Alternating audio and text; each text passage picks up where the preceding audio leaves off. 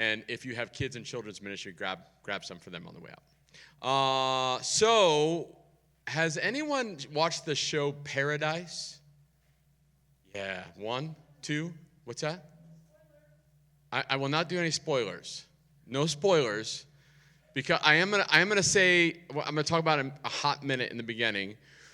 You know it's kind of like an end of the world story, right? I'm not giving anything that is the premise. You can see that in the trailers that the end of the world is coming, and they're selecting a group of people to represent who they want to save to restart the world. Anyone really into like end of the world, like crazy? Okay, yeah, I knew we had a few.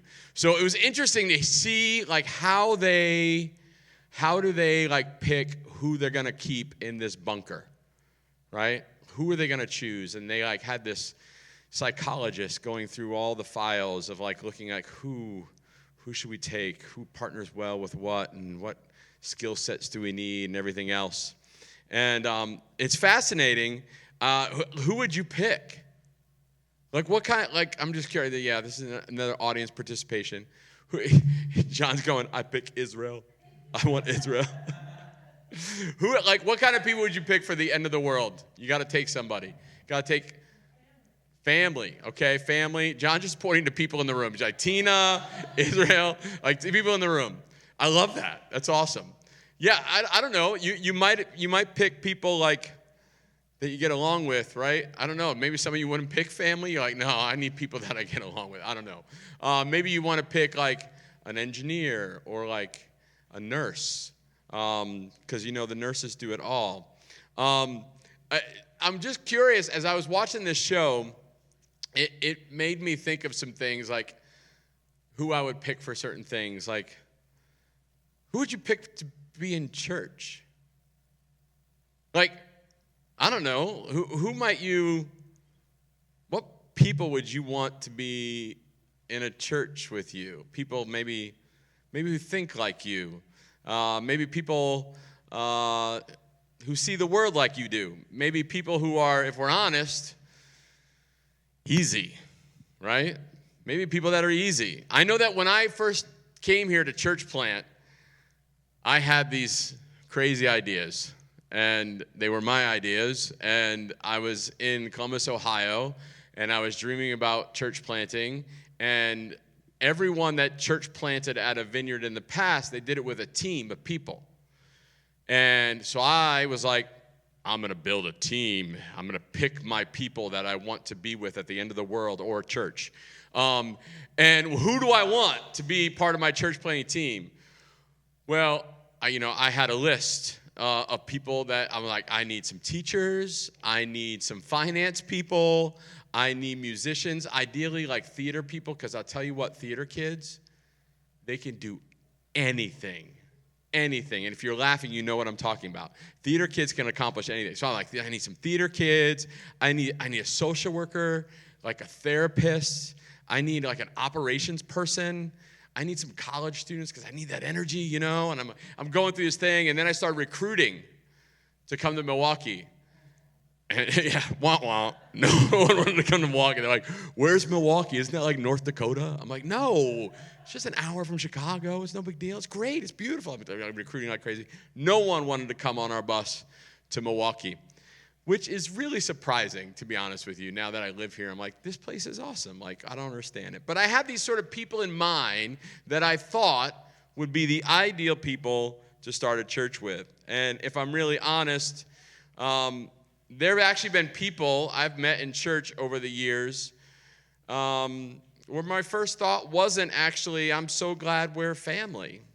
It's been sometimes more like, I don't think we've even would hang out if it wasn't for church. We're just on a different page. Different personalities, different politics, different ways of seeing the world, different baggage, different everything. And then you get moments, awkward moments. Remember that I talked about family dinner last week when I experienced Rebecca's family for the first time, and it was pandemonium chaos. people talking over each other, awkward conversations, people getting offended. If you had to get the food or forget it, like you're not going to be fed, and you're just sitting there thinking, how are we all related again? Sometimes when we sit at a table with our family, how are we really related? Like, we're so different. And here's what I realized over time.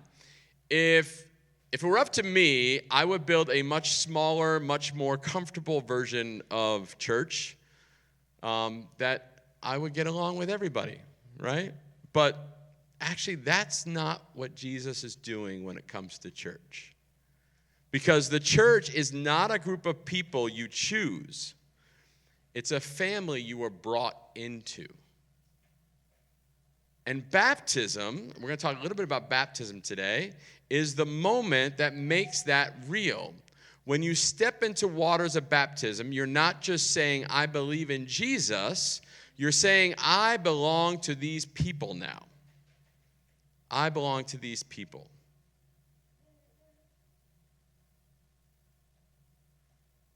And even the ones you don't understand, right?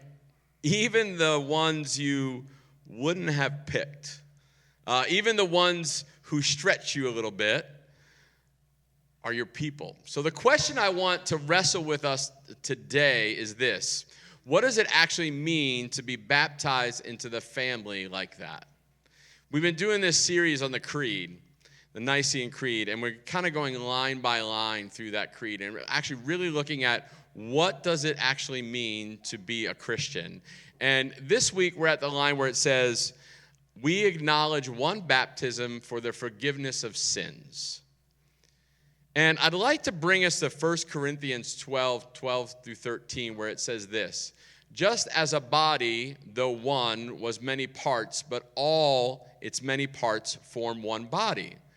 So it is with Christ, for we were all baptized by one Spirit, so as to form one body, whether Jews or Gentiles, slave or free, and we were all given the one Spirit to drink. So what does that actually mean? What does it actually mean to believe those words? To believe these words means this: Christianity is not a collection of individuals. It is a community. You don't just have a personal relationship with Jesus. You do have that, but you also have been brought into a people group, a family. And not a family you handpicked, a family you were joined in. Baptism doesn't just connect you to Jesus, it does that, but it also binds you to his people. It's a community experience. This is one of the biggest tensions for us, actually, because we live in a culture that tells us we have faith. Our faith is personal, it's private, it's individual. I'm going to do my thing, you do yours. But Jesus didn't form people that way. He didn't call one person at a time into isolation. He built a community. He modeled that for us.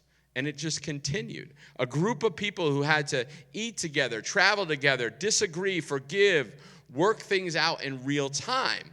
So community is not optional if you want to become like Jesus. It's not optional. You've got to do it together. And that's what baptism is doing. It's not just making a personal decision. It's placing you inside a people where you are formed over time. It means my faith is personal, but not private. My story matters, but it's not just my story anymore.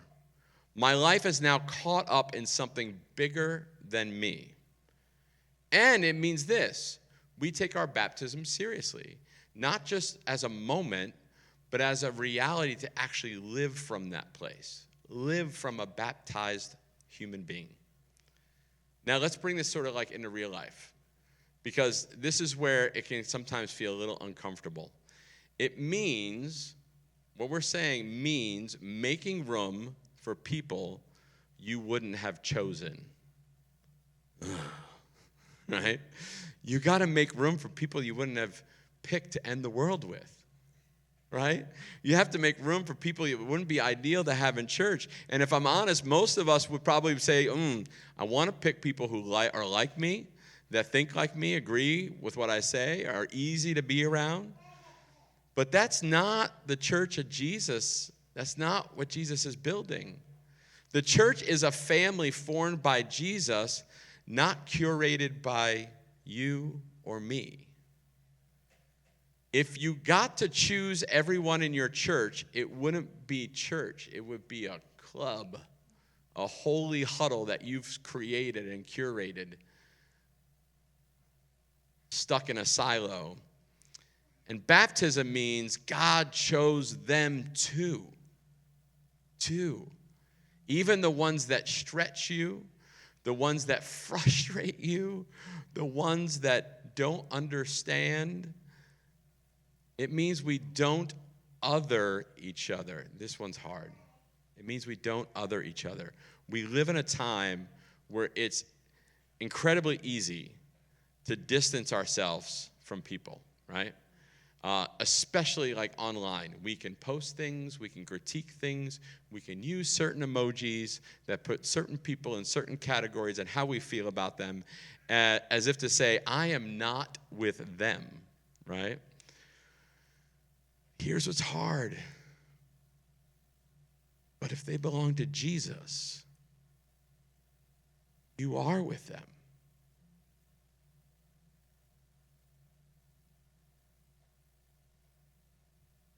We can't other another Christian because we're actually bound to them. Now, hear me. That does not mean that you agree. That doesn't mean that there's agreement. That doesn't mean that we're pretending that everything is okay. But it does mean we don't disown family.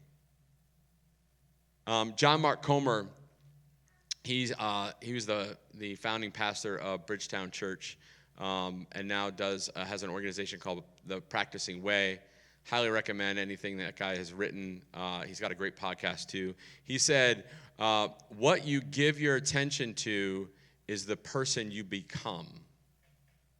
What you give your attention to is the person you become. So if all your attention is on what's wrong with other Christians, don't be surprised if we become defined by the criticism instead of love.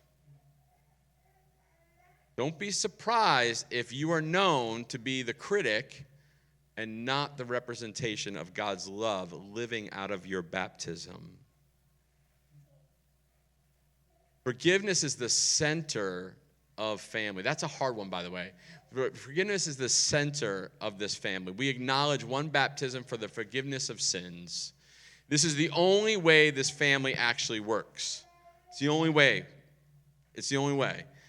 Not just God forgives me, which he does over and over and over again, but we become a people who also have to forgive each other. Because if we don't become a family. We become a room full of people keeping score, a community of quiet resentment, a place where people slowly disappear. But if we do, we become a place where people can actually heal, can be formed anew, can be a new creation, can live out how God actually created them to be. The church isn't a place for perfect people. It's a place where broken people are being made new. And let's be honest, the church doesn't always look like that, right? I mean, I've talked to a lot of people in this room that, like, man, the church didn't look like that. I had some issues, right? The church doesn't always look like Jesus. Some of you have experienced that personally. You've experienced hurt. You've experienced disappointment. You've experienced confusion in the church. And that actually matters. That's real. And we don't ignore that because sin is still part of the story right now. For now. Sin is still part of the story right now. There's going to be a time when it's not. But there are moments when a church doesn't sound like Jesus. doesn't act like Jesus, doesn't reflect Jesus. But there's this tension. When the church doesn't look like Jesus, we don't walk away from Jesus. We don't abandon the family. We join Jesus in restoring it. We don't walk away from the table. We sit there because guess what? Jesus is there too. So what do? In whatever way we can, even if it feels small, you join Jesus. Not from a distance, not as a critic, but actually as family. And through forgiveness, humility, courage, truth, love, and through the power of the Holy Spirit, we do all those things. Because this family is not held together by agreement or preference or personality. It's held together by Jesus and the Spirit of God alive in us. So let me take you back to that image of what we started with that family table, that family dinner. The awkward moments, right? The tension, the conversations that don't quite land the way you wanted it to. The people you don't fully understand. What do you do when the dinner gets uncomfortable? What do you do? Now, for some of you, you're like, I don't know what you're talking about, Dave. Like, I know. There might be somebody out there, maybe one, I don't know, that doesn't know the family dynamic I'm talking about. If that's you, just a quick plug, go watch the show The Bear. Go watch the episode 7 Fishes, and then let's talk. You'll figure out real quickly what tension's like at a family table. Awesome show. But what do you do? What do you do when dinner gets uncomfortable? Like, for real. In most of your areas of life, you can leave. I can get up and go.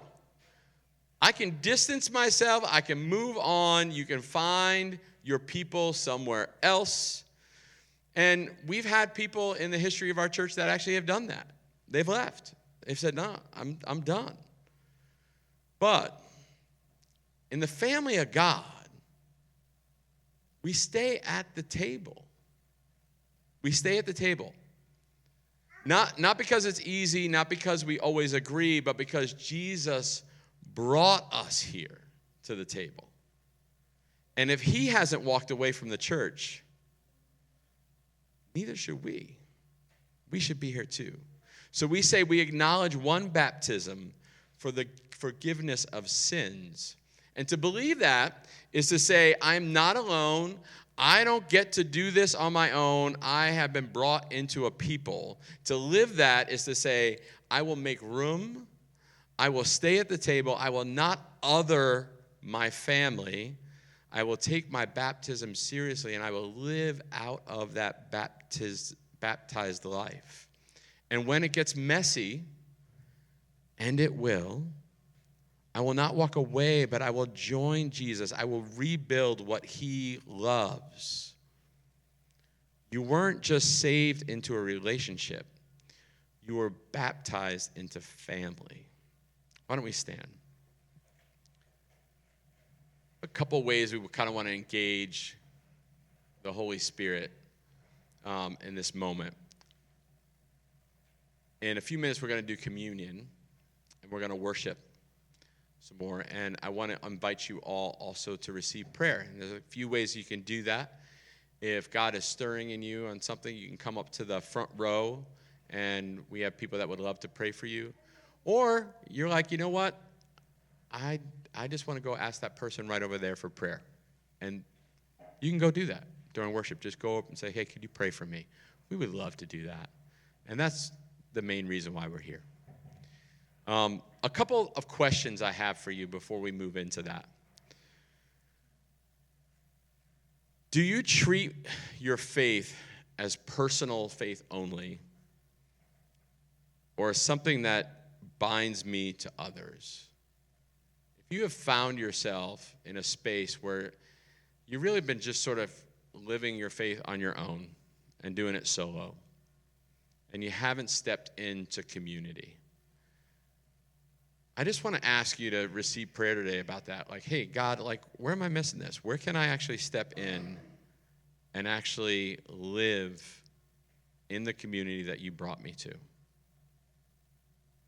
Another thing that came to me as I was praying about this sermon is, who's God asking me to make room for right now? There might be people that are in our church community that you don't see that often, that have one foot in, one foot out. Is God tugging on you at all about that? Is he bringing that person to mind? Who is that person that really could use you to make room at the table for? And I want to just encourage you to invite God into that conversation. Like, Lord, who is that person? Maybe you know who it is, and you're going, hey, what's my next step? How do I do this? I want to be sensitive to what you're doing. So get prayer for that today. And then the other one was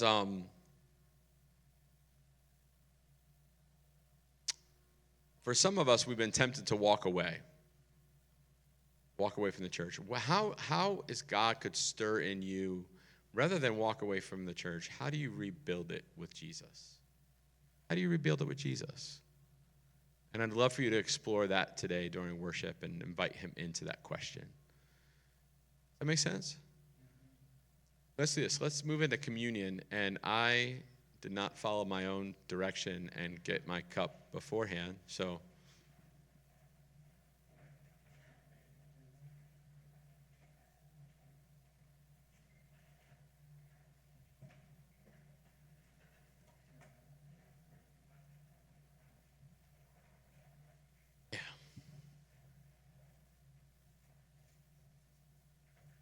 So as a family, Jesus brought his family together on the night he was betrayed, and he took the bread, and he said, this is my body, and it was given to you.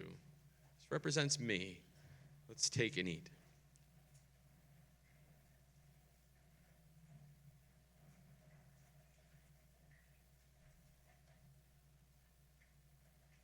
Same way, he took the cup, and he said, this is my blood, and it was given to you, and it's a new promise.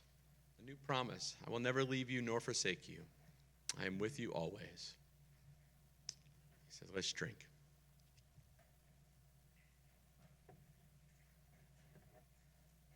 Lord, I thank you that you brought us in. You brought us in to community with each other. I thank you that there is baptism